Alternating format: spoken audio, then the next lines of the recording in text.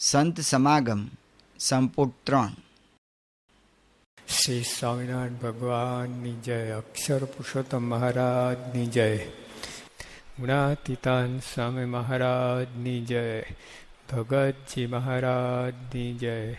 શાસ્ત્રીજી મહારાજની જય. યોગીજી મહારાજની જય. પ્રમુખ સ્વામી મહારાજની જય. તો કલાકથી સમાધિમાં જ હતો.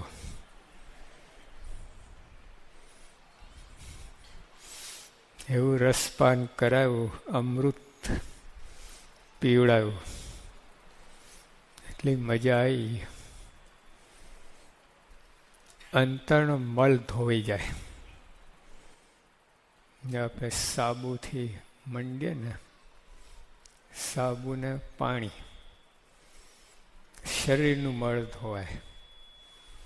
આવી કથા વાર્તાથી અંતરનું મળ ધોવાય. અને પછી આનંદ જુદો આવે. પછી ભક્તિ ભજનનું સુખ જુદું આવે. ત્યાં ઉનાળાનો દિવસ છે, અરે તાપમાં આવે, બપોરે પરસે રેપ ઝેપ થઈ ગયા હોઈએ, અને સીધા જમવા બેસીએ, મજા ના આવે. હાથ પગ ધોઈએ, ઠંડા પડીએ, તો નાહી જ લઈએ, પછી જમવા બેસીએ, કંઈ જુદી મજા આવે. એમ આવી કથા સાંભળીએ આપણે, પછી મારા ફેરો, માનસી કરો, કંઈ જુદું જ થાય. તો યોગી આપણા માટે કહેવાતું છે, વાણી અમૃતથી ભરી ભરી, મધુસમી સંજીવની લોકમાં, દ્રષ્ટિમાં ભરી દિવ્યતા, નિરખતા શુભ દિવ્ય ભક્તો બધા, હૈયે હેત ભર્યું. કેવું લખ્યું? વાણી અમૃતથી ભરી ભરી, નર્યું અમૃત જ, અમૃત જ પ્યોર 101%. ત્યારે આટલો કચરો ના મળે. આમ બહાર નીકળતું હોય, ઉભરાતું હોય, આંખમાં અમૃત, વાણીમાં અમૃત, શરીરના અંગે અંગમાં બધે અમૃત જ ઝરતું હોય. એવા યોગી, એવા સંત હતા. આમ ગમે હોય તમારે, કઠણીઓ તમારે એકદમ સ્ટીલ જેવો, લોખંડ લાકડા જેવો કઠણ હોય, અંતે ઓગળી જાય. ભલ ભલાના અનુભવની વાત છે, કલ્પનાની વાત નથી. આપણે જોયા છે, જાણ્યા, તમે બધાએ પણ જોયું છે, જાણ્યું છે. કેવા કેવા માણસો પીગળી ગયા, કેવા તમારા બધું ફરી ગયું. આવી છે ને, આવી કથા વાર્તા બહુ દુર્લભ છે. આપણે કચરો જ ઉથામીએ છીએ. આ કથા તો સામે, એની સામે એવું જ લાગે. દુનિયા ગમે એવું સાહિત્ય હોય, ગમે એવું હોય, પણ તો એક માઇક ગુણે યુક્ત છે. 3 ગુણથી ભરેલું છે બધું. ગમે ટોપ લેવલની કવિતા હોય, ગમે, પણ અંદર માઇક તત્વનું જ બનેલું છે. અને આ ગમે એવું હોય, તમારે આમ જેને કંઈ કોઈ આકાર જ ના હોય, તો સોનું છે.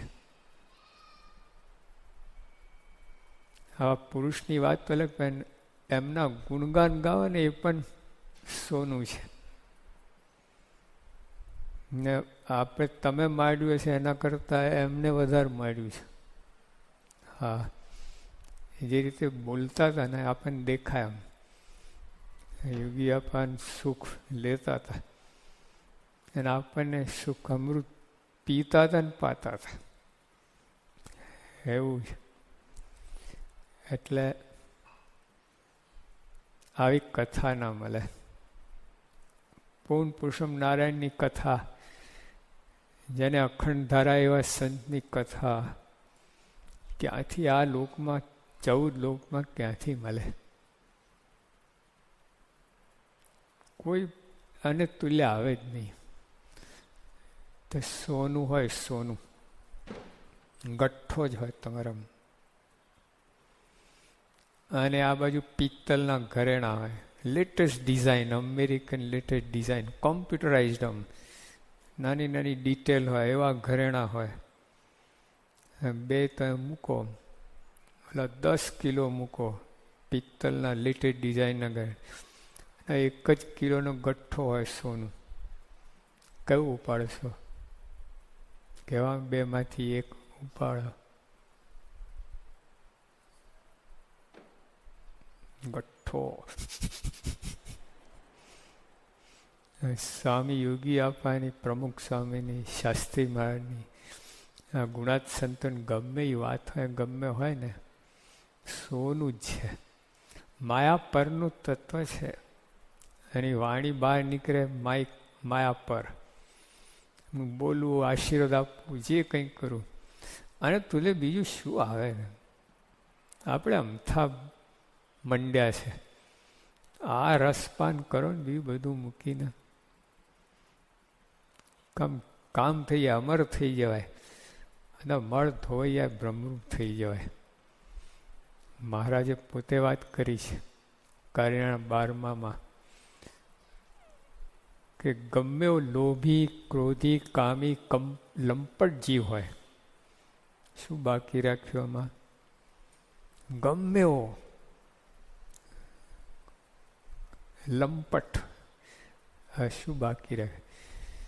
પણ તો જ આ પુરુષોત્તમ નારાયણની વાર્તા સાંભળે કેવી રીતે વિશ્વાસ રાખીને અને પ્રીતિપૂર્વક, શ્રદ્ધા અને આસ્તિક ભાવ, આ 4 વસ્તુ કઈ સાંભળવાની કથાને કેવી રીતે પ્રીતિપૂર્વક,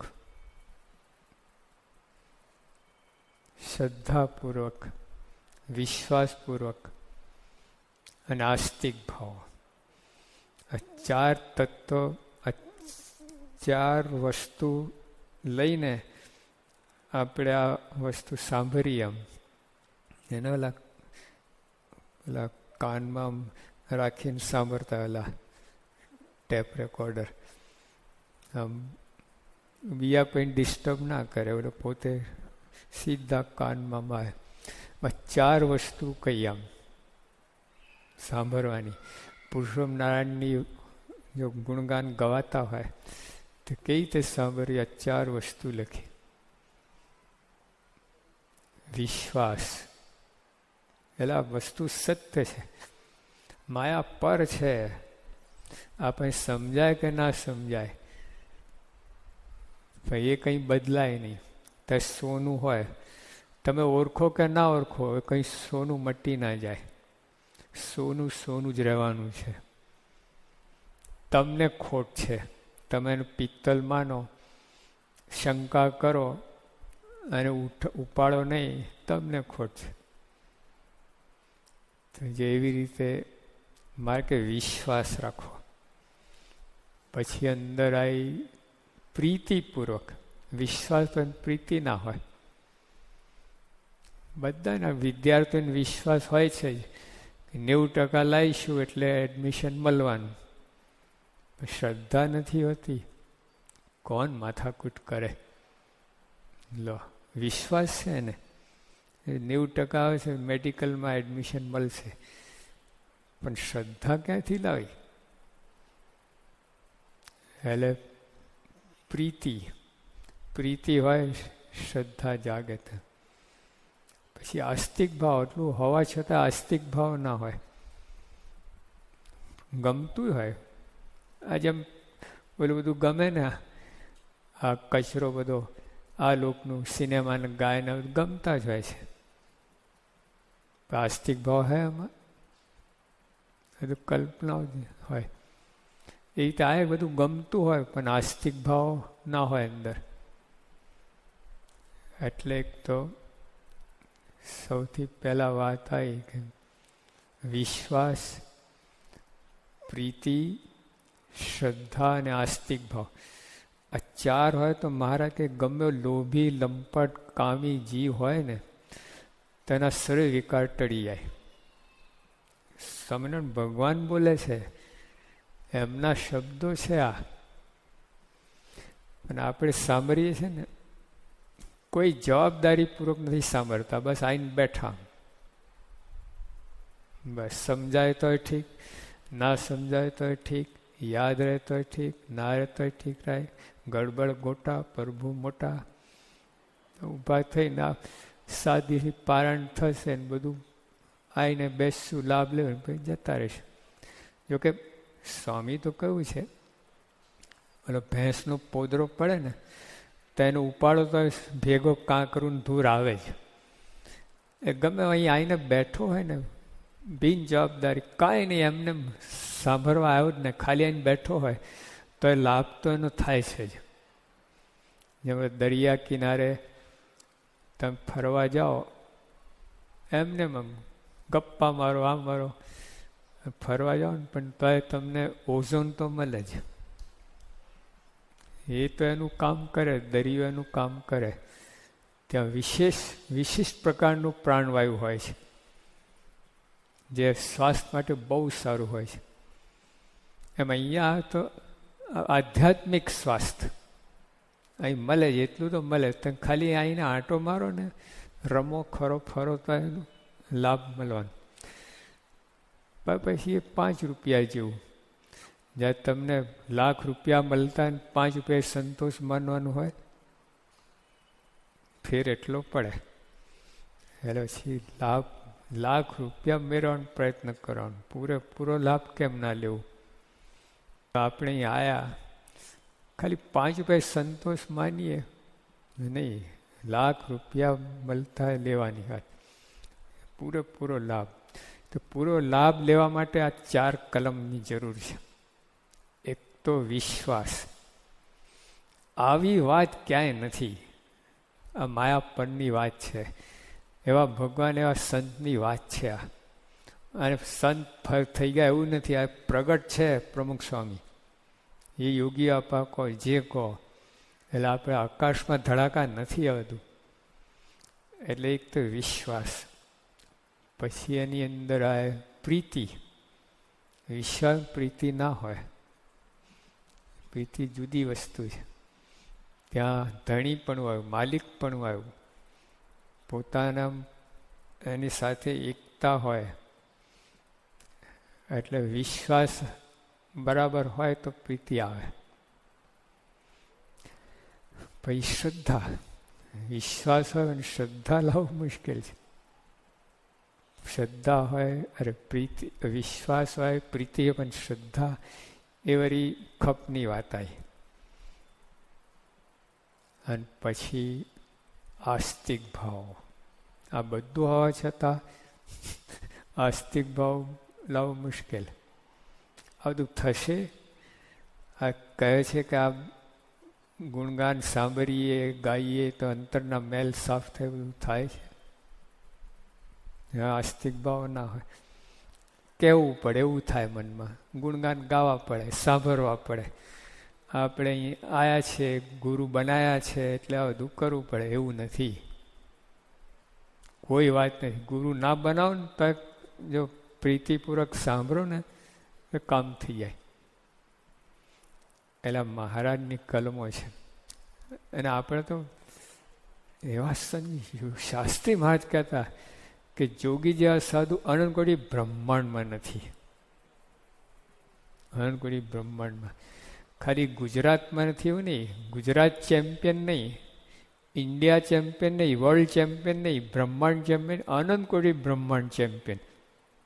સમા સાધુતામાં. હા, આજે આપણે બીજા બધા ચેમ્પિયનની જરૂર છે. બીજા બધા ચેમ્પિયન હોય, ક્રિકેટ હોય, આ હોય, તે હોય, 8-8 કલાક તો આમ ચોટેલા રહે.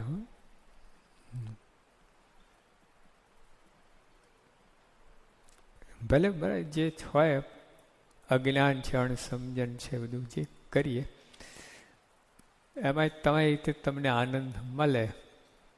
આ વસ્તુ જુદી છે. અમૃત છે, આ અમર થઈ જાય. ઓલું બધું શુલ્લક આનંદ છે. ને ઓલા ઝૂંપડપટ્ટીમાં ઓલા ખાતો હોય, શું હોય આમાં, ઓલા એઠા પતરારા વીણી લાવ્યો હોય આ લગ્ન પ્રસંગ હોય ને પછી ઓલું નાખી દે, એ લોકો પતરારા ફેંકતા હોય, એમાંથી કંઈક કંઈક મળે, મિષ્ટાનના બટકા ને ભજીયા ને આ ને બધું પછી ખાતા હોય. એમ શુલ્લક આનંદ. અને ઓલા જમણવારમાં જે બેઠા હોય જાનમાં આવ્યા હોય એ જે જમતા હોય જુદી વાત. આપણે જાનૈયા થવાનું અહીંયા કચરો એની જરૂર નથી હોતી. ભલે કરતા હોય, જરૂર પડે, શરીર છે, કુટુંબ છે, વેપાર ધંધો છે, ખેતી છે, એટલે કરવું પડે. પણ બે ગોરખોર એક ના કરતા. અહીંયા તો 5 કલાક જ તમે સાંભળો ને, જીવ કેટલી ઊંચાઈ પર પહોંચી જાય. અને આ બધું ઉથામે છે કચરો, પાછો નીચે આવી જાય, એકદમ 0 લેવલ ઉપર આવી જાય, માઇનસમાં કદાચ જતો રહે, સાવ નીચે જતો રહે, પાતાલમાં જતો રહે. એટલે આપણે તો આ સમજ્યા છે, જાણ્યું છે, કથાર્થા કરીએ છીએ, જ્ઞાની છીએ, તો એ બધું લેખે લાગે એવી રીતે કરવું. બહુ કર્યું આ લોકનું બધું, કાંઈ હાથમાં લાવો, સરવારો લાવો, ચાલો. 20 વર્ષથી સત્સંગ કરતા, અરે સત્સંગ નહીં, તો વેપાર ધંધો કરતા હશું, નોકરી કરતા હશું, ભણતા હશું, સરવારો લાવો. શું મળ્યું તમને? શાંતિ મળી? પહેલાં પહેલે એ પ્રશ્ન કે અહીંયા હોરી હરગે છે, એ 5 કલાકમાં તો બધું શાંત થઈ જાય. હરગેલી હોરી છે ને એ થઈ જાય. તો જો ગોરખોર એક ના કરતા, ગોર અલગ છે ને ખોર અલગ છે. દેખાય છે એક, બે અલગ છે. અહીંનો જે આ દિવ્ય આનંદ છે, નિર્બંધ, બંધન ના થાય, બંધન તોડે. અત્યારે બીજે જે આનંદ છે ને, શુલ્લક આનંદ છે, એ બંધનકારી છે, ગૂંચવાડો ઊભો કરે. વધારે ગૂંચાવો તમે, એ ઝેરી છે. જેમ ઘણા લોકો શું છે, બહુ ડિપ્રેશન આવી જાય ને, ટેન્શન આવી જાય તો દારૂ પીતા હોય છે, એમાં છૂટવા માટે. વધારે ગૂંચાય છે. હા, નીકળી ના શકો, પછી ટેવ પડી જાય. અને પછી એનો 3 કલાક ઘેન મારો, નશો રહે ત્યાં સુધી.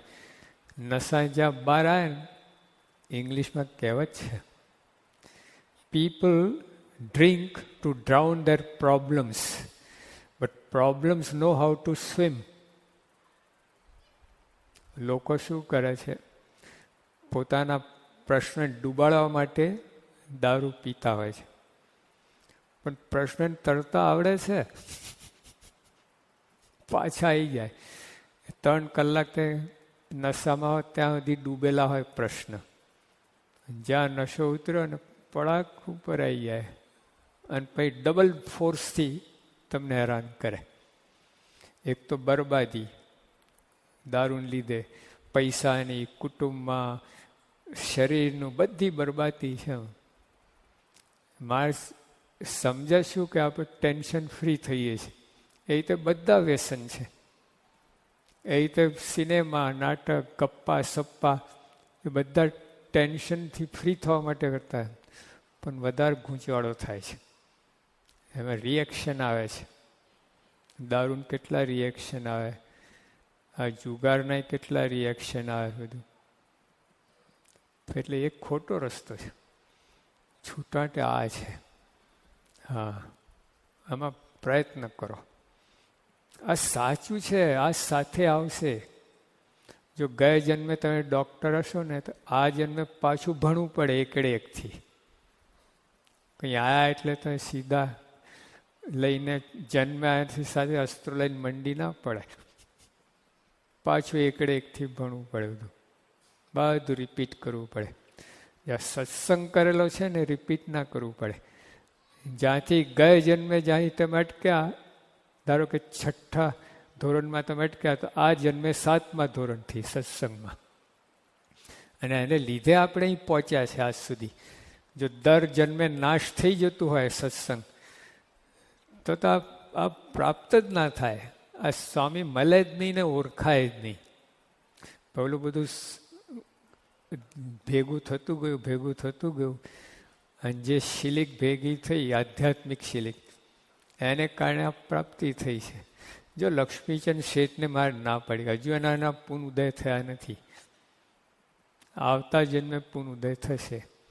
હવે કેટલા મોટા શેઠ, કરોડો રૂપિયા તે વખતે આજથી 200 વર્ષ પહેલાં, 250 વર્ષ પહેલાં એ દાન કરતા હતા, કરોડો રૂપિયા. તો મારે કે હજુ પૂન ઉદય થયા નથી. એમને અત્તરની શીશી મોકલેલી સંતો સાથે. મારે બધા સંતોને નાકમાં લગાડીએ એક ટીપું. પછી મારે કે હવે એના પૂન ઉદય થયા તો આવતા જન્મે જોગ થશે. લો, સત્સંગની આટલી પણ સેવા કઈ તો અહીંયા આ જોગ થઈ જાય છે.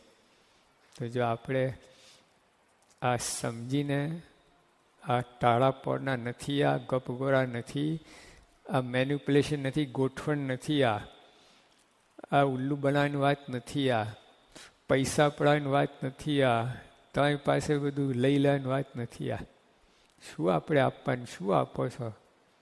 એ જે સામે આપે છે ને એના બદલા કાંઈ અમે ઋણી જ રહેવાના છીએ. તો ગમે એટલું કરો તો ઋણ મટવાનું જ નથી. તમે આપ્યું 10 ગણું પાછું આપી દેશે. ક્યાં ઋણ ચૂકવી શકો એમ છો?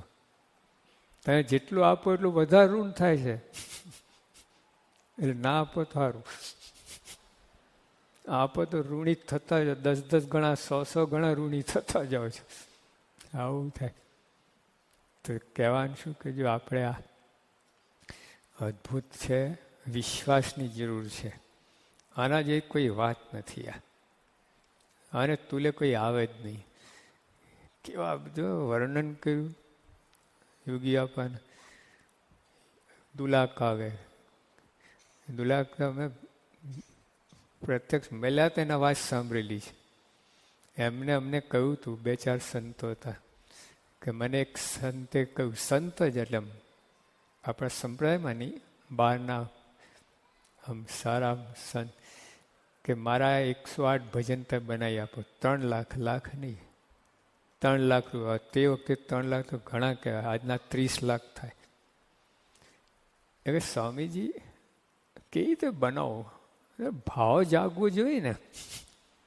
મારે ઘણું બનાવવું છે, 3 લાખ લેવાય છે, પણ બોલું ભાવ જાગાય ને બને કઈ રીતે?